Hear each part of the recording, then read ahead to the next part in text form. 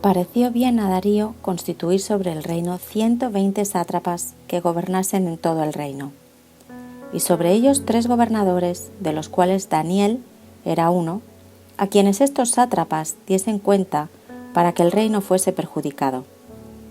Pero Daniel mismo era superior a estos sátrapas y gobernadores, porque había en él un espíritu superior, y el rey pensó en ponerlo sobre todo el reino.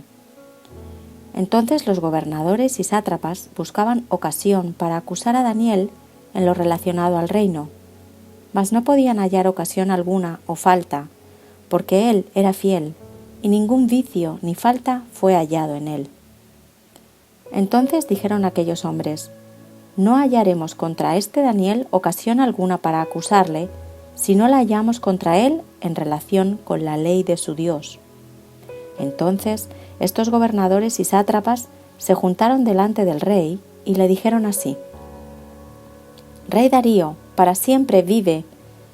Todos los gobernadores del reino, magistrados, sátrapas, príncipes y capitanes han acordado por consejo que promulgues un edicto real y lo confirmes, que cualquiera que en el espacio de 30 días demande petición de cualquier dios u hombre fuera de ti, oh rey, sea echado en el foso de los leones. Ahora, oh rey, confirma el edicto y fírmalo, para que no pueda ser revocado, conforme a la ley de Media y de Persia, la cual no puede ser abrogada. Firmó, pues, el rey Darío el edicto y la prohibición. Cuando Daniel supo que el edicto había sido firmado, entró en su casa y, abiertas las ventanas de su cámara que daban hacia Jerusalén, se arrodillaba 3 veces al día y oraba y daba gracias delante de su Dios, como lo solía hacer antes. Entonces se juntaron aquellos hombres y hallaron a Daniel orando y rogando en presencia de su Dios.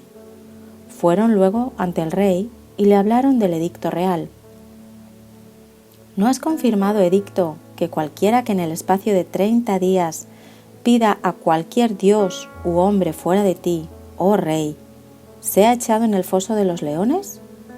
Respondió el rey diciendo: verdad es, conforme a la ley de Media y de Persia, la cual no puede ser abrogada. Entonces respondieron y dijeron delante del rey: Daniel, que es de los hijos de los cautivos de Judá, no te respeta a ti, oh rey, ni acata el edicto que confirmaste, sino que 3 veces al día hace su petición. Cuando el rey oyó el asunto, le pesó en gran manera, y resolvió librar a Daniel, y hasta la puesta del sol trabajó para librarle. Pero aquellos hombres rodearon al rey y le dijeron: sepas, oh rey, que es ley de Media y de Persia que ningún edicto u ordenanza que el rey confirme puede ser abrogado. Entonces el rey mandó y trajeron a Daniel y le echaron en el foso de los leones. Y el rey dijo a Daniel: el Dios tuyo, a quien tú continuamente sirves, él te libre. Y fue traída una piedra y puesta sobre la puerta del foso, la cual selló el rey con su anillo y con el anillo de sus príncipes, para que el acuerdo acerca de Daniel no se alterase. Luego el rey se fue a su palacio y se acostó ayuno. Ni instrumentos de música fueron traídos delante de él, y se le fue el sueño. El rey, pues, se levantó muy de mañana y fue apresuradamente al foso de los leones. Y acercándose al foso llamó a voces a Daniel con voz triste y le dijo: Daniel, siervo del Dios viviente, el Dios tuyo a quien tú continuamente sirves, ¿te ha podido librar de los leones? Entonces Daniel respondió al rey: Oh rey, vive para siempre. Mi Dios envió su ángel, el cual cerró la boca de los leones para que no me hiciesen daño, porque ante él fui hallado inocente, y aún delante de ti, oh rey, yo no he hecho nada malo.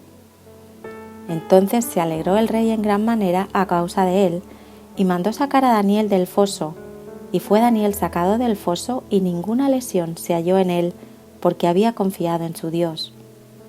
Y dio orden el rey, y fueron traídos aquellos hombres que habían acusado a Daniel, y fueron echados en el foso de los leones, ellos, sus hijos y sus mujeres, y aún no habían llegado al fondo del foso cuando los leones se apoderaron de ellos y quebraron todos sus huesos. Entonces el rey Darío escribió a todos los pueblos, naciones y lenguas que habitan en toda la tierra: paz os sea multiplicada. De parte mía es puesta esta ordenanza, que en todo el dominio de mi reino todos teman y tiemblen ante la presencia del Dios de Daniel, porque Él es el Dios viviente y permanece por todos los siglos, y su reino no será jamás destruido, y su dominio perdurará hasta el fin. Él salva y libra, y hace señales y maravillas en el cielo y en la tierra. Él ha librado a Daniel del poder de los leones, y este Daniel prosperó durante el reinado de Darío y durante el reinado de Ciro el persa.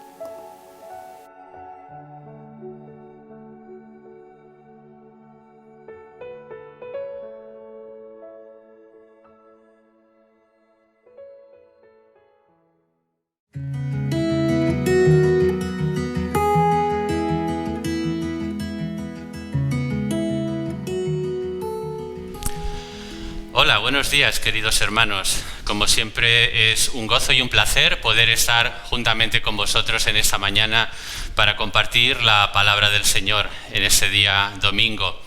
El mensaje que quiero compartir con vosotros hoy se titula Amor y Justicia.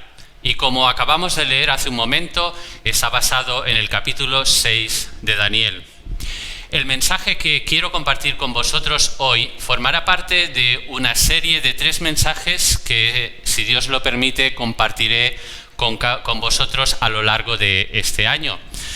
Precisamente estaremos reflexionando en cada uno de ellos acerca de los atributos de Dios. Los atributos de Dios específicamente enfocado en aquellos que aparentemente pueden parecer que están en contradicción el uno con el otro. Por eso también la serie en su conjunto global se titula Conocer a nuestro Dios, porque como bien dice el texto que va a servirnos de base en esta serie, en Daniel, en el capítulo 11, versículo 32, en la segunda parte, que dice así: mas el pueblo que conoce a su Dios se esforzará y actuará. Entonces, a partir de este pasaje, de ese texto, quisiera que nos pudiéramos hacer algunas preguntas. ¿Realmente conocemos a nuestro Dios? ¿Sabemos verdaderamente quién es Él? ¿Qué es lo que el Señor espera de ti, de mí, de cada uno de nosotros? Y es que nuestro crecimiento, nuestro nivel de madurez, parecer el carácter de Cristo, nuestro servicio en la obra, el que cumplamos la voluntad de Dios y sus propósitos para nuestro día, dependerá en gran manera de cómo conozcamos en profundidad a nuestro Dios, de cuál sea la relación íntima y personal que tenemos con Él cada día de nuestras vidas. Por eso es tan importante que reflexionemos y conozcamos más en profundidad cada uno de los atributos de nuestro Dios, porque cada uno de ellos en su perfección conforman el ser de Dios. En este caso, amor y justicia. No podemos decir de Dios solamente que Él siente amor, sino que es amor con mayúsculas. No podemos decir simplemente que Dios hace justicia, sino que Él es justicia. Y así con cada uno de los sucesivos atributos de Dios. Por eso quisiera hacer mía y compartir esta oración con cada uno de vosotros. La oración que el apóstol Pablo dirigió a la iglesia de Éfeso, a la iglesia también de Colosas, y que dice así en Efesios capítulo 1, versículo 17 en adelante: para que el Dios de nuestro Señor Jesucristo, el Padre de gloria, os dé espíritu de sabiduría y de revelación en el conocimiento de Él, alumbrando vuestros ojos, los ojos de vuestro entendimiento, para que sepáis cuál es la esperanza a la que Él os ha llamado y cuáles las riquezas de su gloria y su herencia para cada uno de nosotros los santos. Y sigue diciendo en Colosenses 1:10, orando al Señor el apóstol Pablo, ¿para qué? Para que andéis como es digno del Señor, agradándole en todo, llevando fruto en toda buena obra y creciendo en el conocimiento de Dios. Esta también, hermanos, es mi oración para cada uno de nosotros. Hoy justamente haría aproximadamente un año que estaríamos sin cultos presenciales. Apenas tuvimos algunos durante este verano. Y me gustaría que nos preguntáramos, a lo largo de este año, ¿cómo ha sido mi relación con Dios en medio de estas circunstancias adversas? ¿Mi relación ha crecido? ¿Se ha estancado? ¿O por el contrario, se ha enfriado? Sería bueno que nos hiciéramos cada uno en lo personal esta pregunta, esta reflexión. Y vengo ante vosotros no diciendo que tenga todas las respuestas, tampoco como si yo fuera ejemplo de alguien que ha crecido en un extraordinario conocimiento de Dios.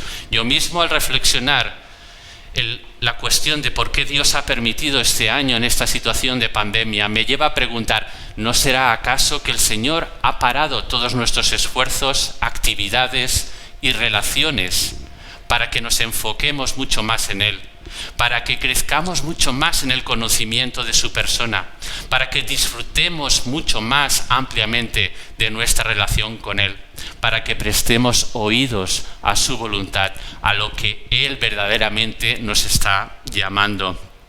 Pero, como decía el título de este mensaje, amor y justicia, dos atributos de Dios que pueden parecer que están en contradicción. ¿Cómo se pueden compaginar el amor de Dios con su justicia? Pues bien, para que esto resultara posible, nuestro Señor Jesucristo tuvo que encarnarse, tuvo que venir a este mundo y vivir en medio de nosotros, tomando un cuerpo humano, padeciendo las mismas tentaciones que nosotros, pero sin pecado, y cumpliendo perfectamente en su persona, en su vida, la obediencia al Padre, conforme a la voluntad de Dios el Padre, para finalmente llegar hasta esa cruz en el Calvario, en la cual Él tuvo que morir por nosotros, tomando nuestro lugar, para que la justicia de Dios fuera aplicada sobre Él que era justo, Él que era santo, Él que era perfecto. Por nosotros se hizo pecado, tomó nuestro pecado, tomó nuestra rebeldía, y ahí en esa cruz, al morir, sacrificándose por nosotros, tomando nuestro lugar, satisfizo la justicia de Dios. Y al mismo tiempo, como dice Juan 3:16, el Padre nos mostró su gran amor enviando a su Hijo amado a morir por cada uno de nosotros, para que ninguno de nosotros se pierda, sino que cada uno de los que creemos en Él, confesamos su nombre, tengamos vida eterna y vida en abundancia. Es por eso que podemos de alguna forma acudir al Señor cada vez que sintamos que estamos en conflicto, que estamos en tensión, que no encontramos el camino por el cual debemos andar. La cuestión es que hoy en día no se hace nada fácil para los cristianos ser fieles a Dios y ser consecuentes con lo que decimos creer, porque una cosa es lo que decimos creer de Dios y la otra es cómo actuamos en consecuencia cada día. A veces nos puede ocurrir que sabemos muy bien confesar a Dios y todo lo que Dios implica, su obra de salvación, lo que Él ha dejado revelado en su palabra, pero es simplemente un conocimiento intelectual. No afecta a nuestro corazón, no afecta a nuestra voluntad y no se muestra en nuestra vida diaria, en nuestros pensamientos y en nuestras acciones. Por eso, una y otra vez, cada día, debemos acudir al Señor para que sea Él el que siga haciendo por su Espíritu esa obra en nosotros. Como acabamos de leer al principio de ese mensaje, me gustaría que siguiéramos reflexionando acerca del amor y de la justicia de Dios por medio del ejemplo de la figura de Daniel y el rey Darío que se nos acaba de leer en el capítulo 6 de Daniel. Como decía antes, como creyentes, en la sociedad actual muchas veces se nos hace complicado mantenernos fieles y ser obedientes al Señor cuando la presión social que nos rodea nos está empujando a seguir la corriente, a seguir los dictados de nuestra sociedad. Precisamente amor y justicia es algo que cualquier sistema político, religioso o social que haya podido existir a lo largo de la historia no ha sido capaz de enfrentar, no ha sido capaz de equilibrar. Pues por más que el ser humano se haya esforzado, no ha logrado jamás compaginar amor y justicia. Para Daniel no fue fácil la vida que le tocó vivir. Él estuvo en medio de un reino pagano que adoraba a multitud de dioses, donde el propio rey se consideraba una divinidad, donde él tuvo que una y otra vez mantenerse fiel a la fe de sus padres, a la fe en el Dios de Israel, a la fe del pueblo de Dios.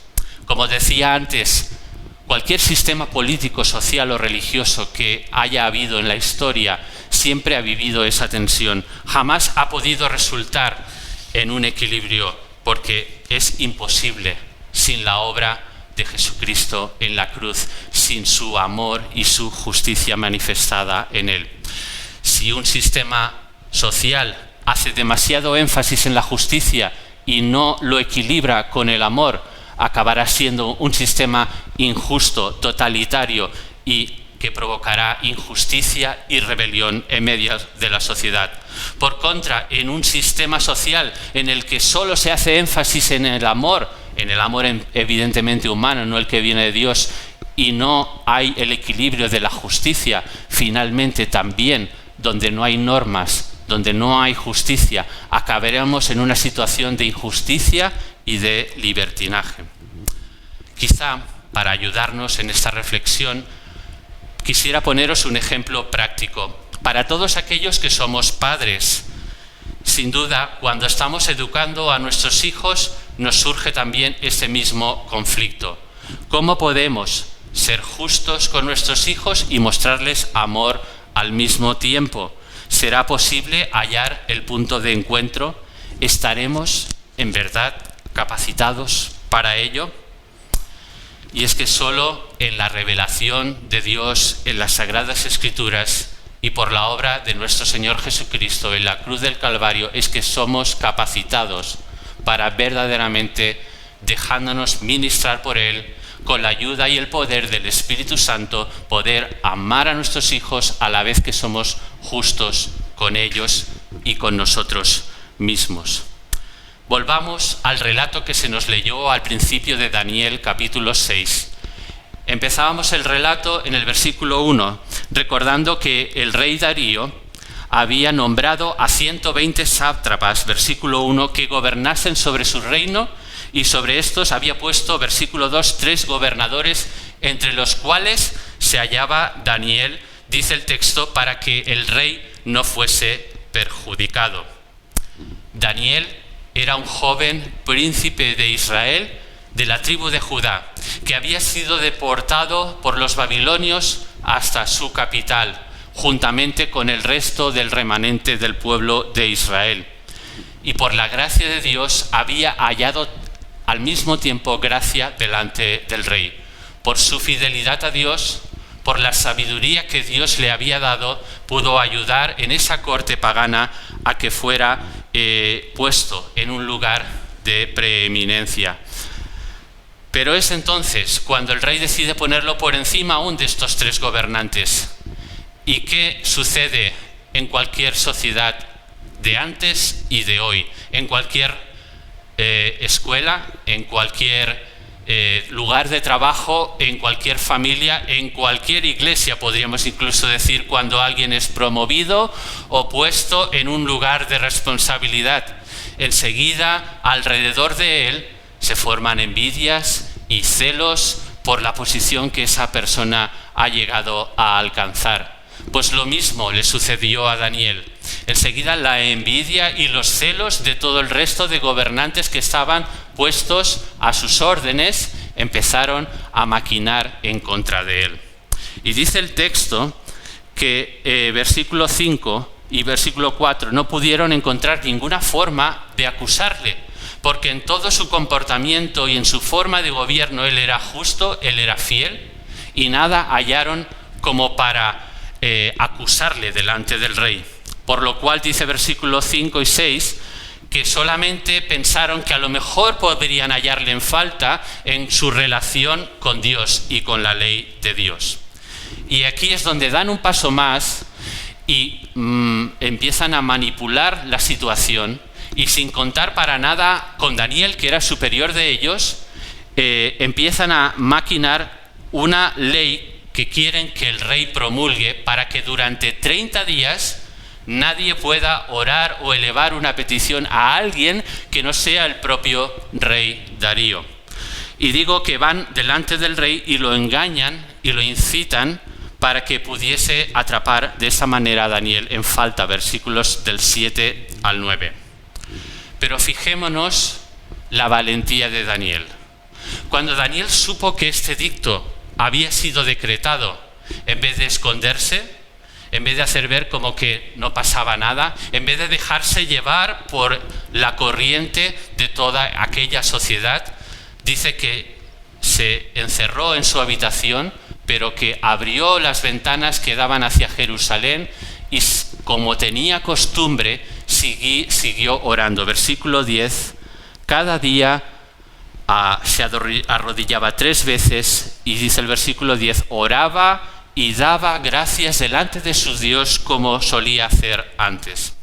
Es entonces, versículos 11 y siguiente, cuando estos gobernantes descubren a Daniel orando a su Dios y dicen, aquí le hemos atrapado. Acuden enseguida con la acusación ante el rey para decirle, ¿no has firmado tú un decreto por el cual durante 30 días no puede nadie orar o presentar petición si no es hacia ti, a través de ti, rey o rey Darío? Y claro, el rey Darío se encuentra en medio de esa tensión de la que hablábamos antes, entre el aprecio, el amor que él profesaba a Daniel como su mejor gobernante, y la justicia que exigía la ley que él mismo había promulgado y que ahora se daba cuenta que era injusta, pero que debía cumplir, porque le habían presentado la evidencia de que Daniel no había cumplido la ley. Pero estos gobernantes dan una vuelta más y le dicen que Daniel, al orar a su Dios, no ha respetado al rey, lo ha menospreciado, lo cual no era cierto. Pero fijémonos hasta qué punto la envidia, los celos, retuercen las realidades de las cosas para engañar y hacer el mayor mal posible. Por eso Darío se encuentra en una disyuntiva, en un conflicto. Quiere salvar a Daniel porque le tiene gran aprecio, y dice versículo 14 que durante todo el día estuvo intentando liberar a Daniel de la condena que esa propia ley que él había firmado llevaba encadenada. Pero sus gobernantes dice que rodean al rey y empiezan a presionarle para que haga cumplir la ley que él ha firmado y que no se puede rebatir. Finalmente y tristemente no le queda más remedio al rey Darío que llamar a Daniel y enviarlo finalmente al foso de los leones. Pero fijémonos que dice también que entonces el rey mandó, versículo 16, y trajeron a Daniel y le echaron en el foso de los leones. Y el rey dijo a Daniel, el Dios tuyo, a quien tú continuamente sirves, él te libre. Así que todavía tenía una vaga esperanza de que finalmente Dios, el Dios de los cielos, hiciera justicia sobre la persona de Daniel. Dice también en el versículo 18 que el rey Darío no pudo dormir en toda la noche, se le fue el sueño, era incapaz de conciliar el sueño, por más que le trajeron música, por más que intentaron entretenerle, no fue capaz de dormir en toda la noche. Y luego dice en el versículo 19 que muy de mañana levantándose fue hasta el foso de los leones y acercándose triste hacia allí con la leve esperanza de que el Dios de Daniel lo hubiera liberado, exclama, versículo 20, Daniel, siervo del Dios viviente, el Dios tuyo, a quien tú continuamente sirves, ¿te ha podido librar de los leones? Y Daniel, versículo 21, desde el foso pudo responder, Oh Rey, vive para siempre. Mi Dios envió a su ángel, el cual cerró la boca de los leones, para que no me hiciesen daño, porque ante él fui hallado inocente y ninguna lesión se halló en él. Y aun delante de ti, oh Rey, yo no he hecho nada malo. Y dice el versículo 23 que entonces se alegró el rey en gran manera a causa de él y mandó sacar a Daniel del foso, y Daniel fue sacado del foso y ninguna lesión se halló en él. ¿Por qué? Porque había confiado en su Dios. Esta referencia en el versículo 22 al ángel de Dios es lo que se llama una teofanía. Es el recurso literario que los escritores del Antiguo Testamento usaban para referirse a aquellas manifestaciones de Jesucristo antes de su encarnación. Cuando en la Biblia encontramos el ángel de Jehová o su ángel, de una u otra manera nos están haciendo referencia a que muy posiblemente era el Señor Jesús antes de su encarnación, antes de su venida a este mundo, que se presentaba en medio de las personas, en este caso, en medio del foso de los leones, para salvar a Daniel. Fue precisamente el Señor Jesús, él mismo quizás, el que libró a Daniel de una muerte segura, porque como dice al final del versículo 23, Daniel había confiado en su Dios. Podemos encontrarnos quizás nosotros en una situación más crítica que la de Daniel, rodeado de leones hambrientos que pretenden devorarlo. Podemos, en circunstancias quizá no tan complicadas como la de Daniel, mostrar que tenemos confianza en el poder de Dios para liberarnos de la muerte, o que incluso hagamos como los amigos de Daniel, cuando fueron también, por ser fieles a Dios, encerrados en un horno de fuego al cual aquellos soldados que los echaron dentro se quemaron incluso de lo caliente que estaba aquel horno, y le dijeron a aquel rey pagano también: sepas que nuestro Dios puede librarnos de este horno, pero aún así, si no nos libra, seguiremos obedeciéndole a Él, seguiremos siendo fieles a Él. Y es que solo en Jesucristo, en su perfecta obediencia al Padre, en su voluntaria entrega y sacrificio por cada uno de nosotros, pudo finalmente, y ocupando este lugar que nos correspondía a nosotros en la cruz del Calvario, pudo, como decía, vindicar la justicia que Dios requería debido a nuestra ofensa, a nuestra rebelión y a nuestro pecado. Dios es justo, Él es santo, y cada uno de nosotros le hemos faltado a su santidad. Nos hemos rebelado en contra de Él, no hemos obedecido sus mandamientos y le hemos dado la espalda. Por eso solamente cuando venimos a Jesucristo, a través de su obra de salvación, a través de que Él pudiera cumplir en su sacrificio la justicia que Dios requería, es solo en ese momento que podemos recibir finalmente y ser justificados por Dios el Padre. Pero solo el perfecto amor del Padre, que fue capaz de desprenderse de su Hijo amado, enviándolo aquí a la tierra para morir por nosotros, pudo cumplir también con su gran amor para cada uno de nosotros, para que pudiéramos ser salvos, para que a través de nuestro arrepentimiento de cada uno de nuestros pecados, a través de nuestra confesión de la inutilidad de nuestras buenas obras, de nuestros esfuerzos por alcanzar salvación y justicia, solamente Jesús lo pudo lograr para ti y para mí. Solamente en Él podemos ser justificados, solamente en Él podemos tener salvación y vida eterna. Así que, si alguien se pregunta hoy, ¿quién querrá quitar mis faltas y dejarlas a un lado? ¿Quién reparará mi corazón que está manchado de pecado? ¿Dónde encontraré respuesta? La respuesta es que solo lo encontraremos en Jesucristo, donde la justicia y la gracia o el amor se besaron, y que gracias a Él, a Jesús, me salvaste por amor, y así supe que tú eras Dios. Estas preguntas forman parte de la alabanza que escucharemos después de este mensaje y que me gustaría que nos dejara reflexionando acerca, de la gran obra de salvación que el Señor Jesús ganó para cada uno de nosotros y cómo a través de Él se pueden dar la mano su amor y su justicia y ser nosotros así salvos. Estamos ya concluyendo, hermanos. La historia de Daniel y el rey Darío nos demuestran que, como dice Romanos capítulo 3 versículo 10, como está escrito, no hay justo ni aun uno, no hay quien entienda, no hay quien busque a Dios. Todos se desviaron a una se hicieron inútiles. No hay quien haga lo bueno, no hay ni siquiera uno. Por eso es que Dios en Jesucristo cumple su perfecta justicia y hace que por su sustitución solidaria nos sea aplicada su justicia a nosotros a través de su sacrificio en la cruz.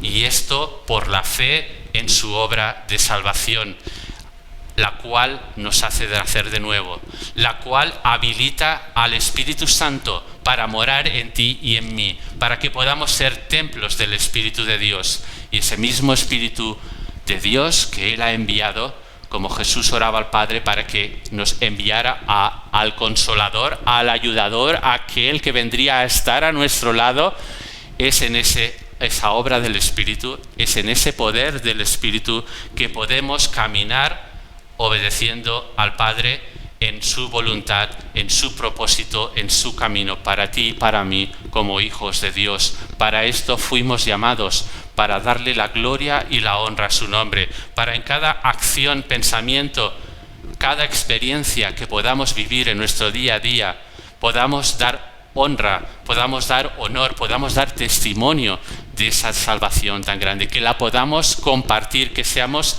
sal y luz para aquellos que nos rodean, para que realmente podamos manifestar el amor que viene de Dios a todos aquellos que están a nuestro alrededor. Finalmente, me gustaría dejaros con esta palabra del apóstol Pablo en Gálatas 5, versículo 6, que dice así: pues nosotros, por el Espíritu, aguardamos por la fe la esperanza de la justicia, porque en Cristo Jesús ni la circuncisión vale algo, ni la incircuncisión, sino la fe que obra por el amor. Que el Señor nos bendiga, hermanos. Amén.